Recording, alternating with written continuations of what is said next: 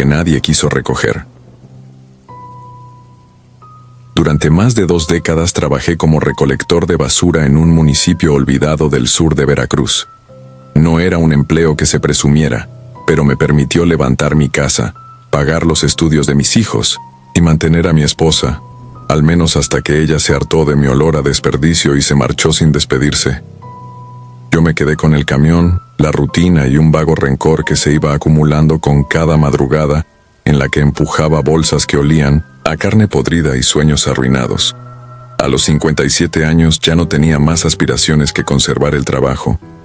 Mi cuerpo estaba cansado y mi vista no era la misma. La empresa había tercerizado el servicio, así que ya no había prestaciones, ni aguinaldo, ni descanso. Solo la recolección continua bajo el nombre de una subcontrata que nos usaba como trapos. Recuerdo bien cuando empezó todo. Fue una noche de noviembre, de esas sin luna, en que recogíamos bolsas en un fraccionamiento abandonado. Las casas estaban vacías desde hacía años. Se decía que habían sido vendidas en un fraude inmobiliario y que algunos de los que vivieron ahí terminaron muertos o en la cárcel. Era un lugar fantasma, con las ventanas rotas, grafitis y la sensación espesa de que nadie debía estar ahí. Pero para la basura no hay límites. Nos pagaban por zonas y esa era parte del recorrido. Aquel turno lo hice solo. Mi compañero no llegó y no quise perder el pago. Conduje el camión hasta el fondo del fraccionamiento, justo donde se formaba una especie de cul-de-sac frente a una casa pintada de gris cenizo. Desde la entrada podía ver que algo sobresalía del contenedor. Al bajar, sentí que el aire estaba más denso que en el resto del lugar. Todo olía a humedad, pero también a sangre seca. No era normal. Las bolsas estaban mojadas. No por la lluvia, sino por un líquido espeso, pegajoso, que manchaba la acera y bajaba por el pavimento como si el contenedor sangrara. Una de las bolsas se movió apenas la toqué. Pensé que podría ser un animal atrapado, un perro tal vez, o algún bicho grande. Pero cuando la levanté, sentí el peso desigual, como si adentro hubiera algo más que desperdicios. No soy un hombre sensible. He recogido fetos abortados, animales putrefactos y restos de carne que alguien tiró por error o por miedo. Pero esa bolsa me heló la sangre. Tenía algo dentro que no quería ser recogido. Aún así, la lancé al camión, tratando de ignorar el sonido opaco que hizo al caer, como si tuviera huesos. Me di prisa, recogí el resto de bolsas y arranqué, sin mirar atrás. Esa noche no dormí. Escuchaba ruidos afuera de mi cuarto, pasos en el pasillo, arrastres en el patio. Pensé que eran ratas, pero cuando abrí la puerta, no había nada, solo la oscuridad y el eco del camión, que había dejado estacionado frente a mi casa. A las 3 de la madrugada, escuché que alguien tocaba la puerta. No abrí. Solo me quedé quieto, esperando que se fuera. Y se fue, pero dejó un rastro de ceniza en la entrada, como si algo se hubiera quemado ahí mismo, como si el aire hubiera carbonizado la tierra. Volví a trabajar al día siguiente sin mencionar nada. Mis compañeros notaron que no hablaba, que andaba más callado. Uno me preguntó si estaba enfermo. Le dije que no dormía bien, nada más, seguimos trabajando. Días después volvimos al fraccionamiento. Yo no quería, pero no podía negarme.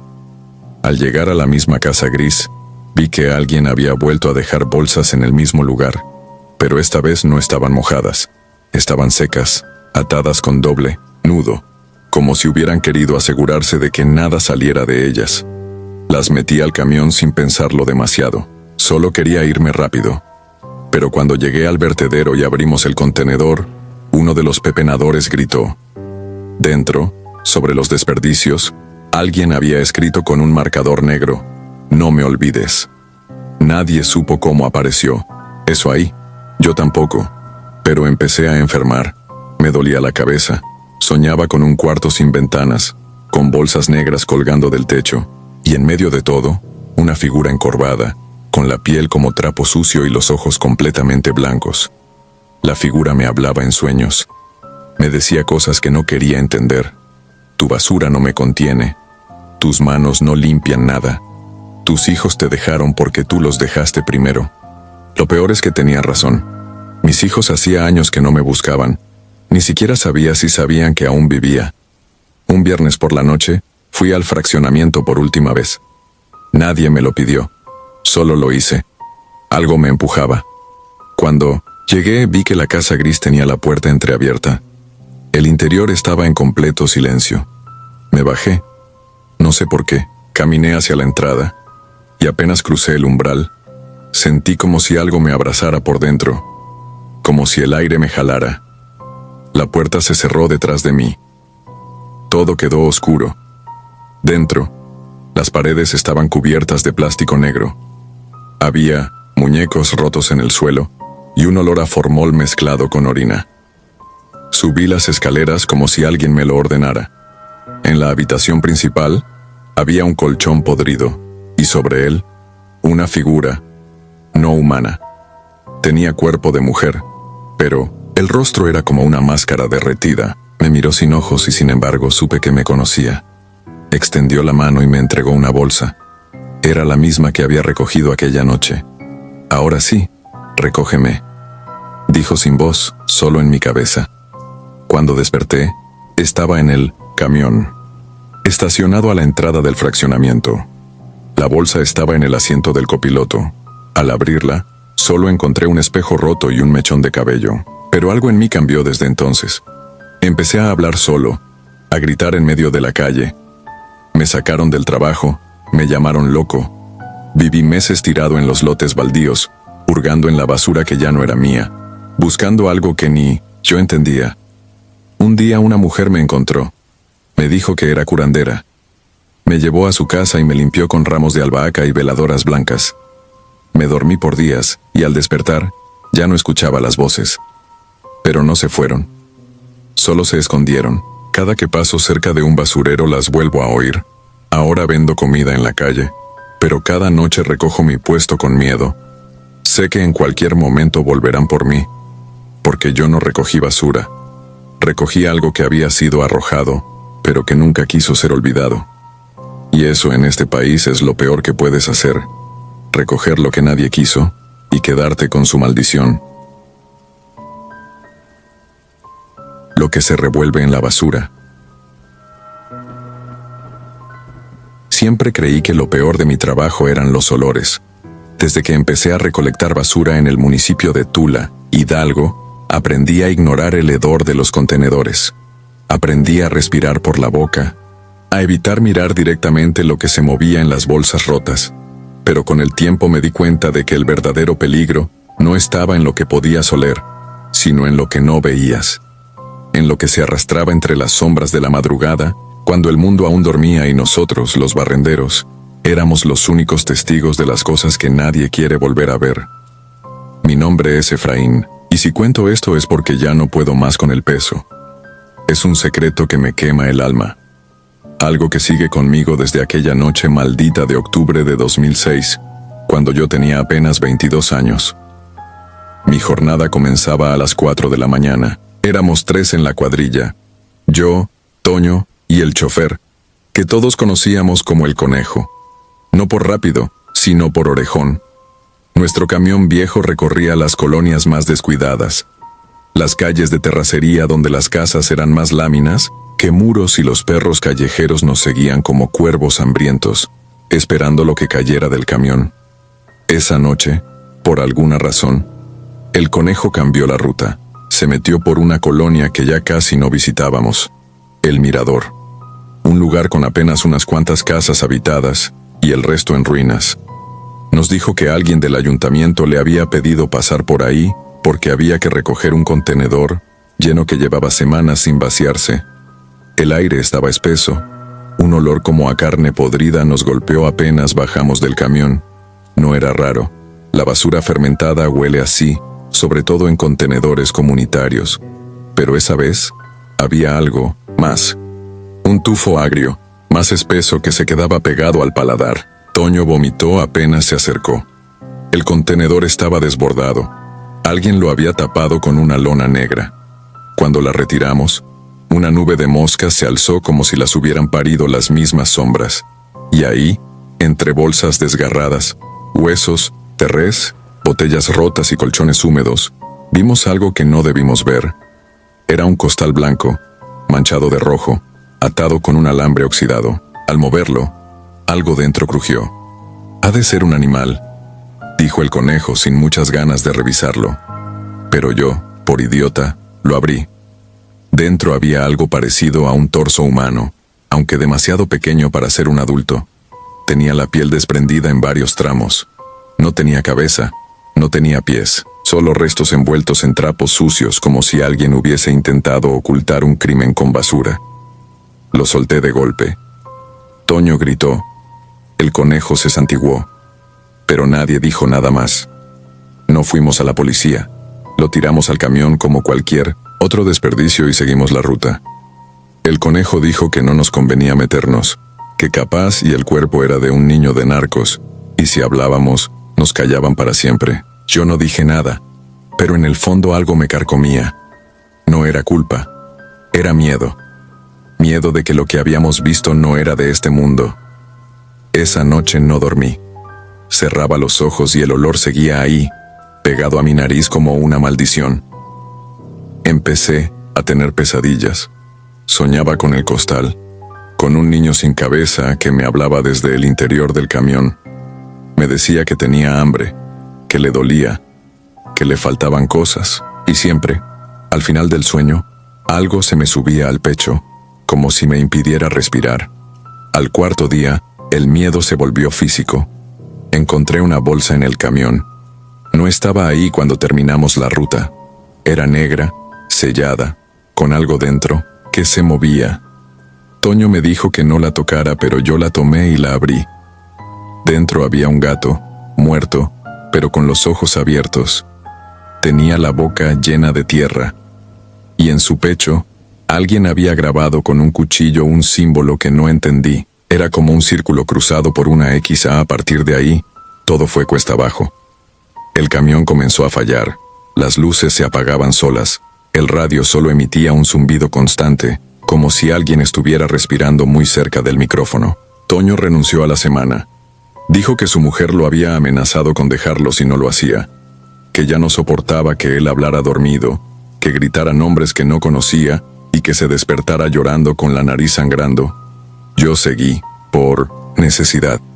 No tenía estudios, no tenía familia, solo tenía ese trabajo. El conejo también seguía, aunque cada vez hablaba menos. Se volvió más callado, más nervioso. Decía que algo lo seguía por las noches, que cuando regresaba a casa, los focos parpadeaban, que los espejos se empañaban aunque no hubiera vapor, y que una voz lo llamaba desde el baño. Una madrugada, mientras recogíamos basura cerca del mismo contenedor, vimos algo. Era una figura agachada, revisando las bolsas con desesperación. Pensamos que era un pepenador, pero cuando la alumbramos con la lámpara, no se movió. La figura era delgada, demasiado delgada, como si fuera un esqueleto cubierto de piel sucia. Tenía los brazos largos y en una mano sostenía algo, un cráneo pequeño. Lo olía, luego lo lamía. Al sentir la luz, levantó la cabeza y entonces vi lo que nunca voy a poder olvidar. No tenía ojos, solo dos cavidades negras que parecían succionar la luz. Su boca era tan grande que le llegaba hasta las orejas. No hizo ruido. Solo nos miró y luego desapareció detrás de unas casas abandonadas. El conejo arrancó el camión sin decir palabra. Ya no hablamos más del tema. Días después lo encontraron muerto. Se había disparado en la sien dentro del camión. En su bolsillo hallaron una nota escrita a mano. Él me sigue. Ya no puedo correr. La policía cerró el caso como suicidio, sin indagar mucho. Yo intenté dejar el trabajo, pero nadie más contrataba a alguien como yo. Volví a la ruta, solo. A las semanas me asignaron un nuevo ayudante, un muchacho joven llamado Mario. No le conté nada, pero Mario no duró ni 2 semanas. Una noche, mientras pasábamos por el mirador, se bajó del camión para orinar entre los arbustos. No volvió. Lo buscamos durante horas. Solo encontramos su gorra rota tirada a un lado del mismo contenedor. Yo quise renunciar, juro que lo intenté, pero algo me detenía. Algo dentro de mí sentía que si dejaba de ir, ese algo que me había elegido como testigo me iba a seguir. Me iba a encontrar en mi casa, en la calle, o donde fuera. Así que seguí trabajando. Y con cada año que pasaba, sentía que la cosa se volvía parte de mí. Ahora tengo 39 años.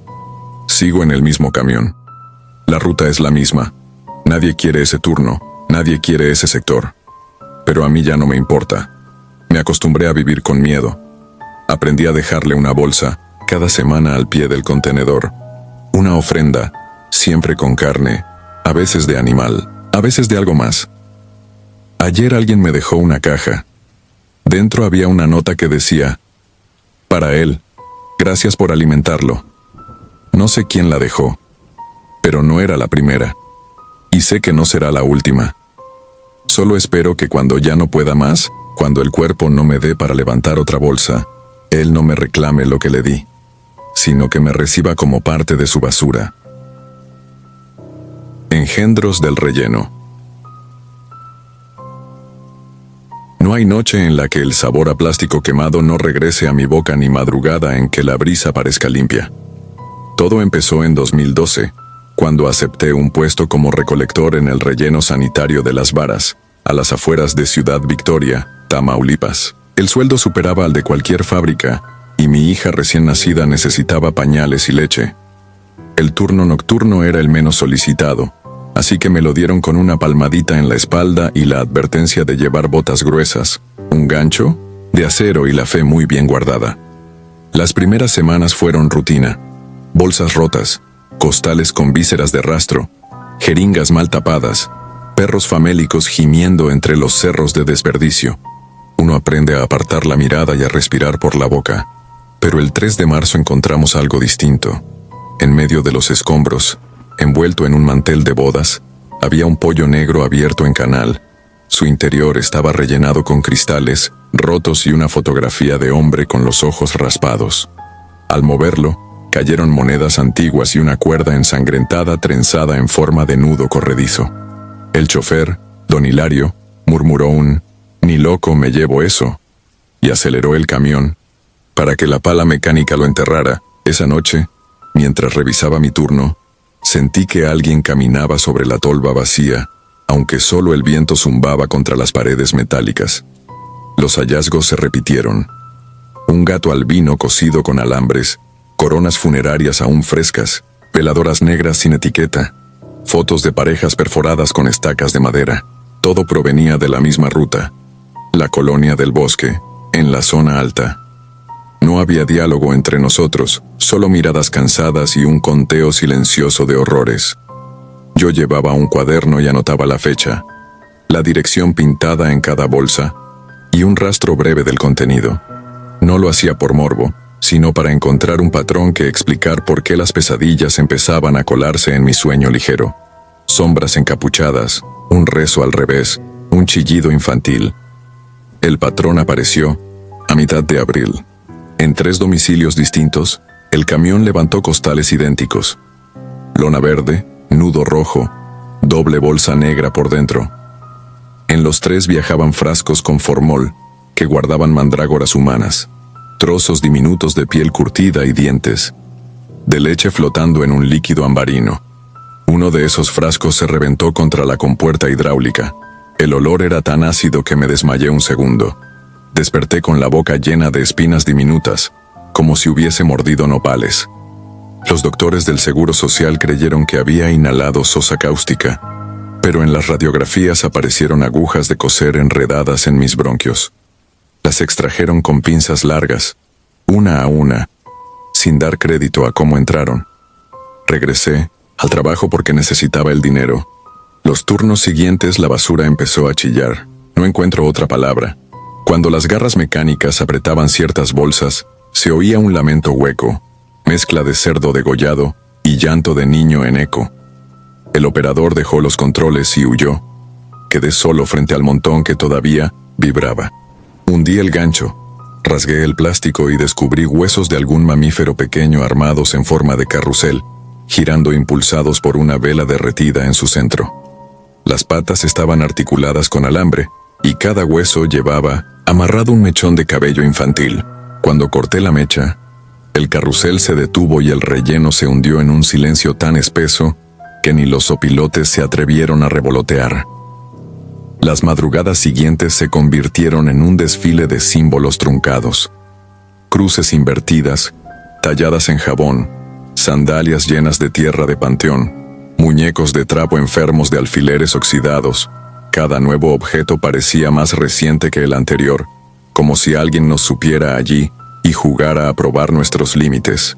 Una noche, sobre los montones, vimos una fogata lejana. A contraluz se dibujó la silueta de una mujer altísima. Parecía sostener un bulto. Cuando la luz de don Hilario la iluminó, el bulto se estiró y mostró dedos minúsculos. La mujer arrojó el paquete a un cráter de desechos y se esfumó detrás del resplandor. Nos juramos no volver al vertedero sin compañía, pero el supervisor cambió los roles y terminé nuevamente de guardia con Luis, el más joven del equipo. Él pisó una bolsa inflada y explotó un líquido morado que le empapó las botas. Gritó maldiciones, aunque no había dolor inmediato, solo el olor dulzón de carne podrida mezclado con perfume barato. 10 minutos después, Luis se desplomó. Su piel estaba cubierta por ronchas negras que crecían como burbujas. Pedimos ayuda por radio. Nadie contestó. Entonces escuché 3 palmadas huecas salir de la tolva vacía. Volteé y la vi. La misma figura de la fogata, pero más cerca, con el rostro oculto tras un velo de encaje. Alzó la mano y me señaló. Cargué a Luis como pude y corrí al camión. Al arrancar, los focos iluminaron una hilera de cruces improvisadas, clavadas en la ladera de basura, hechas con rastas de pelo y agujas para tejer. No estaban ahí la noche anterior. Cuando miré el retrovisor, esa mujer ya no estaba. En su lugar se balanceaba la tapa oxidada de un contenedor azul. Al llegar a la caseta del relleno, Luis respiraba, pero sus ojos sangraban. Lo enviaron al hospital. Los médicos culparon a alergia química severa. Nunca volvió al trabajo. Seguí solo durante 2 semanas y me prohibieron tocar bolsas sin guantes dobles.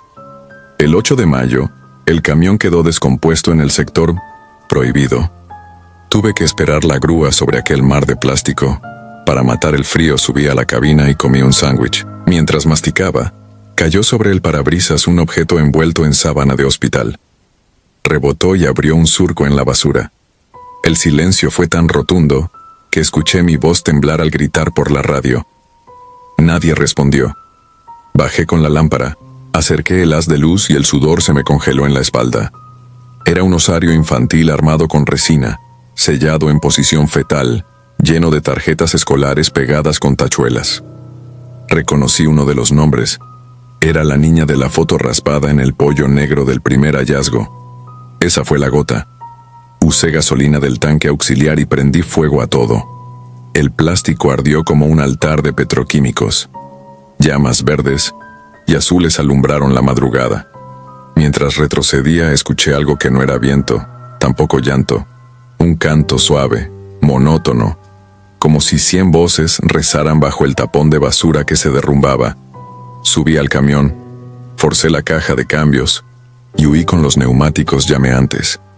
El incendio consumió 1 hectárea antes de que llegaran bomberos. Meses después aún se veían lenguas de humo salir del subsuelo, como si el relleno respirara. Perdí el empleo y me mudé a otra ciudad, pero los periódicos de Tamaulipas llegaron hasta mí. 2 semanas tras el incendio, la policía halló un taller clandestino bajo una casa en la colonia del Bosque. En el sótano había recipientes de formol, fotografías impresas en masa, ropa infantil y restos óseos en cubetas etiquetadas con fechas. Nunca publicaron nombres ni arrestos. Solo mencionaron vestigios de santería extrema y desapariciones vinculadas. Yo supe de inmediato quién llevábamos meses recogiendo pedazo a pedazo. Hoy trabajo de vigilante en una bodega de semillas, lejos de basureros y camiones. Aún así, cada amanecer siento bajo mis suelas el crujir de bolsas invisibles, y el olor agrio del pollo negro me despierta antes de las 4. A veces, en el silencio, creo escuchar palmadas que resuenan dentro de los silos vacíos. Cuando eso sucede, arranco a correr. No me importa si los vigilantes de la otra nave se burlan.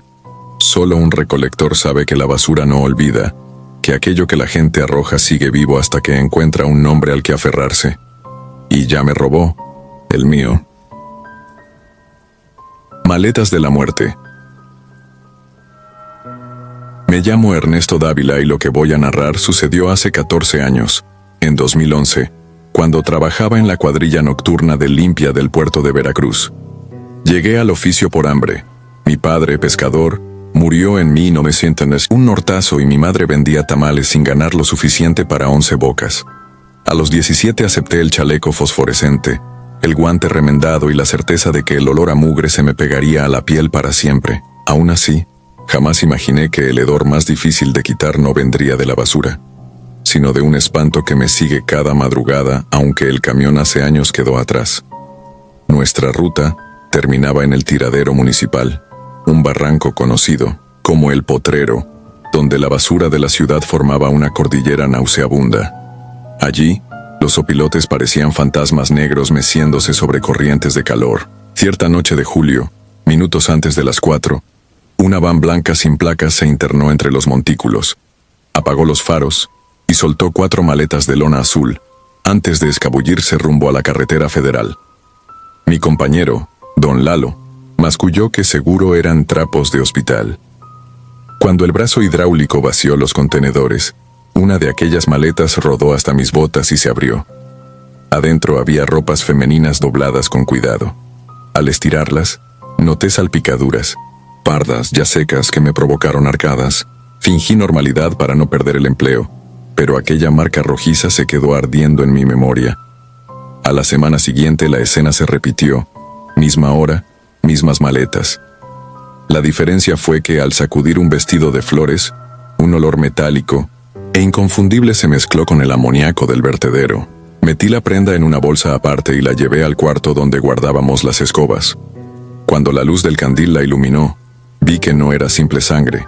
Eran manchas recientes, aún viscosas, como si alguien acabara de arrancarle la vida a quien vestía aquel lienzo. Me temblaron las manos, pero guardé la bolsa bajo la ropa sucia del uniforme.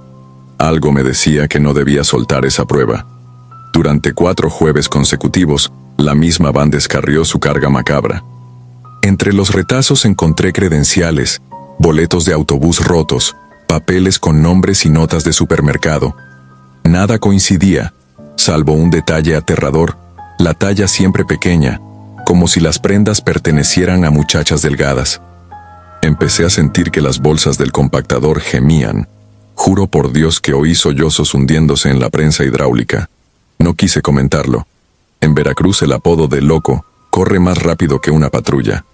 La 5ª vez, dentro del bolsillo de un pantalón de mezclilla hallé un teléfono barato todavía encendido. Tenía la pantalla rota, pero en la galería quedaba un video de apenas 6 segundos. Una mujer joven, ojos vendados, murmuraba «Ayúdenme», mientras una mano masculina tapaba la cámara. Apreté borrar sin pensarlo. Temí que cualquiera que viera aquello me señalara como cómplice.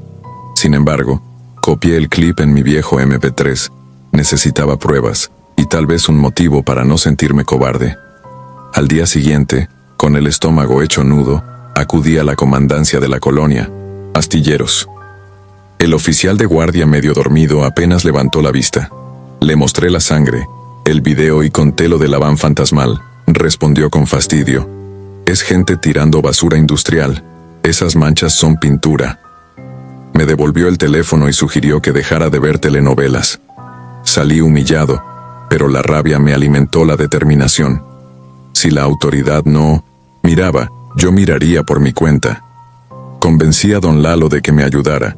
Él tenía familia, pero el miedo a quedarse sin pensión lo hizo aceptar cuando prometí no delatarlo. El 28 de julio estacionamos el camión recolector en una curva, apagamos el motor y esperamos. A las 4:12 a.m. la van apareció, reptando entre los cerros de basura. Lanzó 3 maletas y se marchó despacio, como si supiera que nadie la perseguiría. Contra todo protocolo seguimos el vehículo. El chasis del camión rechinaba en cada bache, pero mantuvimos distancia. Después de 20 kilómetros por cañaverales, la van se metió a un rancho abandonado con portón de lámina oxidada. Nos detuvimos tras una fila de ocotes. La luna llena hacía brillar charcos que olían a cloro. Don Lalo se quedó junto al volante. Yo avancé entre los surcos hasta un galpón con paredes ennegrecidas. Había un generador rugiendo y un foco colgante que delineaba siluetas desconcertantes. Mesas metálicas, cadenas, bolsas de suero vacías, cámaras de videovigilancia y en el centro, un refrigerador industrial con candado. Mi cerebro gritaba que corriera, pero mis pies avanzaron. Sobre la mesa más cercana vi trozos de cabello pegados a cinta adhesiva y una libreta donde alguien llevaba una cuenta. En eso, un zumbido me perforó los oídos. La mosca azul que sale cuando la carne humana empieza a pudrirse. No oí llegar al conductor de la van. Sentí un golpe ciego contra la nuca y caí entre costales. Medio aturdido, distinguí su voz. «Te nos adelantaste, perro».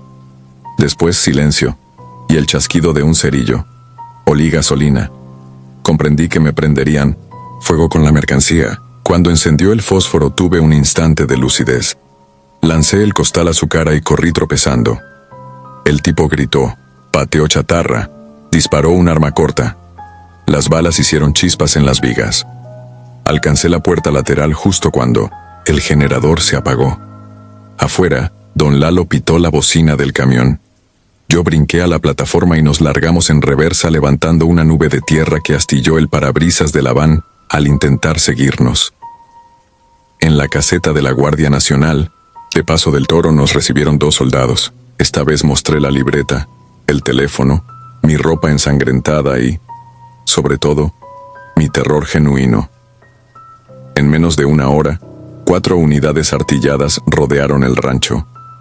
No nos dejaron entrar, pero escuchamos los gritos de los hombres detenidos, y más tarde, los llantos de 17 mujeres rescatadas, amarradas dentro de un contenedor refrigerado. Algunas apenas hablaban. Otras repetían que llevaban meses sin ver la luz del sol. Cuando me señalaron como el basurero que dio la alerta, varias se aferraron a mi chaleco y lloraron contra mi pecho.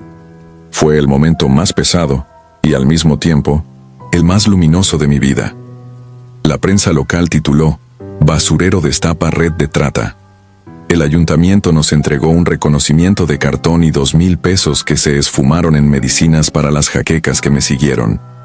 Renuncié a los 15 días. Cada silbido de camión me devolvía al rancho, a la mosca azul, al chispear de las balas. Volví a mi barrio, pero no hubo noches sin pesadillas. El olor del café se mezclaba con el de la sangre. A veces, al parpadear, veo maletas azules alineadas frente a mi cama, abriéndose despacio como bocas hambrientas. Hoy vivo en un cuarto de azotea y trabajo reparando redes de pesca, lejos de los vertederos. Nadie lo diría, pero sigo oyendo la compuerta hidráulica del compactador cerrarse detrás de mí. Cuando el viento viene del sur huele a cloro, y juro que unas manos invisibles tironean de mis brazos, obligándome a separar ropa manchada que ninguno de mis vecinos reconoce. Me repito que todo terminó aquella madrugada, que los culpables están en prisión. Sin embargo, cada jueves mi reloj biológico me despierta a las 4:03 am. El estómago se me revuelve, abro la ventana, y por encima de los tejados, me parece ver la figura de una van blanca que avanza sin faros, buscando un lugar donde dejar su mercancía. Dicen que el horror se supera hablando, pero escribir esto me confirma algo terrible. El basurero se fue de mi nariz, no de mi cabeza. Y mientras los zopilotes sigan sobrevolando el potrero, habrá alguien dispuesto a convertir la carne ajena en dinero. Yo solo fui un barrendero que se atrevió a mirar dentro de una maleta. Ustedes decidirán si eso fue valentía o simple castigo. Lo único cierto es que, desde entonces, cuando me cruzo con un camión de limpia aprieto el paso. Temo escuchar, entre los golpes de la basura, el murmullo insistente de una voz vendada que todavía suplica auxilio. Lixiviado. Soy Rosario Moreno, y la gente cree que mi memoria huele a diésel y cáscaras podridas. No es cierto. Lo que conservo en la nariz es un perfume imposible de describir. Dulzón como fruta pasada, agrio como óxido viejo y mordaz como formol barato. Me impregné de él la madrugada del 13 de noviembre de 2011, cuando era recolectora de basura para el municipio de Guanajuato. Desde entonces no he vuelto a dormir con la luz apagada. Mi ruta comenzaba a las 4. El camión trepaba por callejones tan estrechos que apenas dejaban circular un gato. Así que mi compañero Julián y yo arrastrábamos contenedores metálicos cuesta arriba y cuesta abajo como mulas de carga. A cambio, teníamos un sueldo fijo y seguro médico, lujos que en mi colonia Santa Fe pocos podían presumir. El turno nocturno me convenía. El silencio hace menos pesadas las bolsas, y a esa hora casi nadie te ve ni te juzga. Un lunes cualquiera la supervisora marcó en mi itinerario un desvío nuevo. El Callejón del Truco, una vereda empedrada encajonada, entre muros coloniales. Allí destacaba la casa número 23, un caserón de cantera rosa que había pertenecido a una familia minera y que llevaba décadas tapiado. Los vecinos juraban que adentro vivían ratas gigantes y que, de noche, la fachada resumaba agua negra con olor a muerto. Pensé que exageraban. Cuando me acerqué por primera vez, solo vi muros cuarteados, macetas reventadas por la maleza y un balcón con las barandillas comidas por el herrumbre. Sin embargo, sentí la mirada de alguien que se escondía detrás de los postigos astillados. Me convencí de que era imaginación. El cansancio te hace ver fantasmas. 10 días después, frente a esa misma casa, descubrí algo raro. Una hilera de costales de Ixtle apilados junto al zaguán chorreaba un líquido espeso, casi negro. Parecía aceite quemado, pero su tufo era distinto. Carne vieja batiéndose con lejía. El reglamento exigía notificar residuos peligrosos, aunque la mayoría los ignoraba para acabar rápido. Esa madrugada, por una razón que no entiendo, pedí a Julián que siguiera sin mí y me puse guantes dobles. Al abrir el primer costal, un enjambre de moscas levantó vuelo. Dentro había muñecos de trapo mutilados, vestidos con ropas de bebé, empapados en un residuo que calcinaba la tela. Cerré la boca para no vomitar y seguí. En la tercera bolsa sentí algo duro golpear mi palma. Lo saqué con cuidado. Era un diente humano, aún incrustado en un pedazo de encía blanquecina. Se me aflojaron las rodillas. Arrojé el diente, até de nuevo el costal y me prometí denunciarlos en la base. Pero el hedor quedó impregnado en el cubrebocas, en el cabello, en el interior de la garganta, y ninguna cantidad de café me quitó la náusea. La noche siguiente me tocó otra vez el Callejón del Truco. Al llegar advertí que los costales habían desaparecido y que el cancelón estaba entreabierto. Un viento helado sopló desde el interior, arrastrando hojas secas que se pegaron a mis botas. Sentí un tirón irracional a entrar. Crucé el umbral y la puerta, por sí misma, se cerró. Mi lámpara de cabeza dibujó un pasillo plagado de retratos ennegrecidos. En algunos marcos la tela había sido rasgada desde dentro, como si los personajes hubieran escapado a arañazos.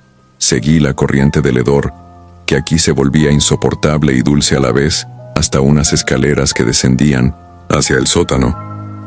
Bajé 2 peldaños y escuché algo que partió el silencio. Un golpe hueco, madera contra piedra, seguido por un quejido infantil sofocado. Quise retroceder, pero otro sonido se superpuso, esta vez detrás de mí, el arrastre metálico del contenedor de basura que había dejado en la calle. Nadie más podía estar ahí. Tragué saliva y continué abajo. El sótano resultó ser un túnel. Las paredes entibadas mostraban vetas de oro viejo. Me di cuenta de que caminaba en una antigua galería minera que conectaba con la falda del cerro. El haz de la lámpara encontró huellas frescas, pasos menudos, descalzos, marcados en el polvo. Al avanzar, escuché respiración entrecortada justo al borde de la luz. Llamé, sin obtener respuesta. En ese eco subterráneo, mi voz no parecía mía. El túnel desembocaba en una cámara circular apuntalada por vigas carcomidas. Allí se había improvisado un altar, veladoras a medio derretir, esqueletos de pájaros colgados de alambres y, en el centro, un foso. La tierra alrededor estaba removida. Al inclinarme vi que el hueco albergaba bolsas plásticas comprimidas, como capas geológicas. Me arrodillé, rasgué la más superficial y descubrí restos humanos en avanzado estado de saponificación. Un brazo pequeño emergía, todavía con un brazalete rosa. Mi lámpara empezó a parpadear. Pataleé para alejarme, resbalé y caí dentro del pozo. El golpe me arrebató el aire. Quedé tendida sobre una costra viscosa que cedía como gelatina. Bajo mi peso crujieron huesos. Al intentar incorporarme, una mano diminuta asomó entre los pliegos de plástico, rozó mi tobillo y se retrajo. No fue imaginación. Sentí el contacto, frío y pegajoso. Grité hasta romperme la garganta, pero el túnel solo devolvía mi gemido multiplicado. El pánico terminó evolucionando en lucidez brutal. Si no salía pronto, la galería colapsaría o yo enloquecería ahí mismo. Repté hasta la pared, hundiendo dedos y rodillas en aquel lodo de carne descompuesta. La lámpara soltó un fulgor final y se apagó. Entonces, un resplandor verdoso se levantó del foso.